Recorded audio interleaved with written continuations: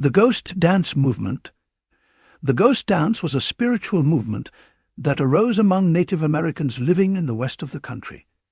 It began among the Paiute people in 1869, with a series of visions from an elder medicine man named Wovoka. These visions foresaw renewal of the earth and help for the Paiute people, as promised by their ancestors.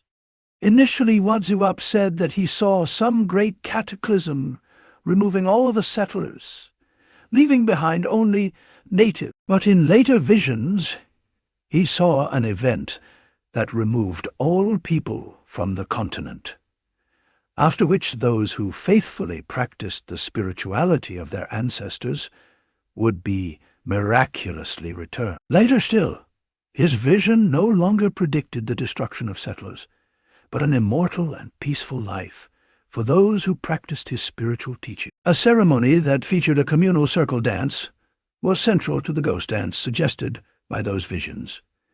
Wovoka passed away in 1872. On January 1st, 1889, a Paiute named Wovoka, renamed Jack Wilson, had a dream during the eclipse of the sun. He had a vision of dying, speaking with God in heaven, and being told to teach the new dance to the people. His prophecy was similar to that of Wovoka. He said that he saw the settlers leaving or disappearing, the buffalo returning, and the land restored to native people all across the continent. In this vision, ancestors would be brought back to life, and all would live in peace. Wovoka's father Tavibo had befriended and assisted Wovoka during his life.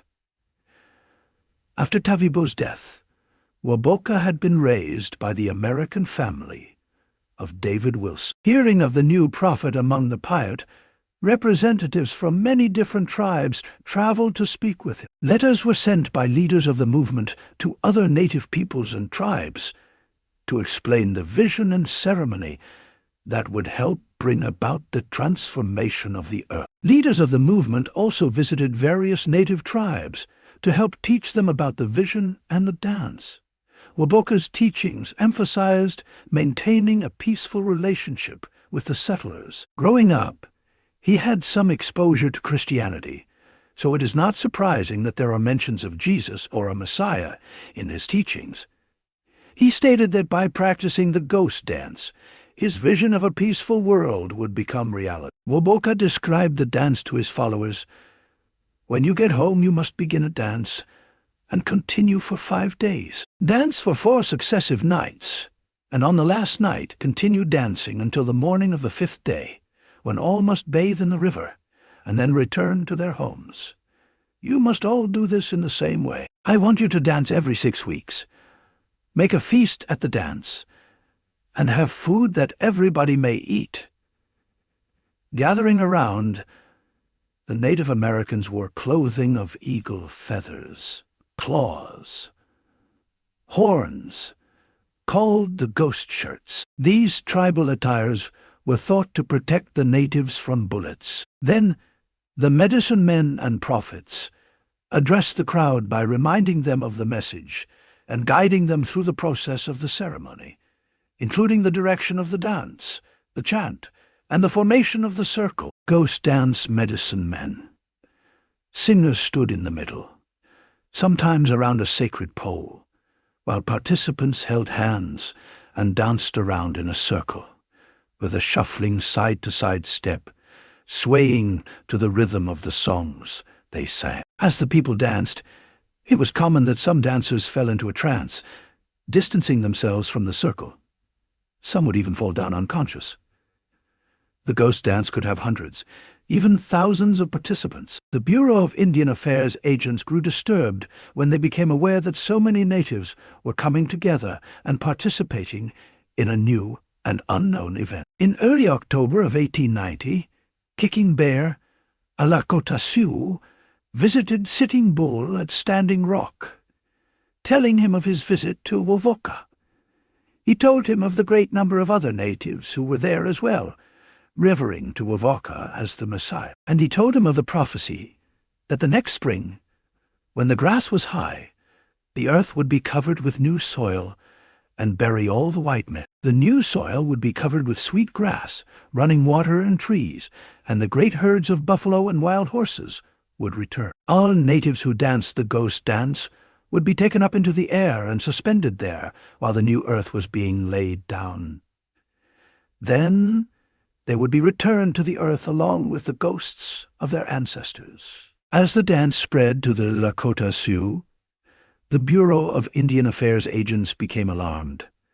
They claimed that the Lakota developed a militaristic approach to the dance and began making ghost shirts they thought would protect them from bullets. The natives also spoke openly about why they were dancing.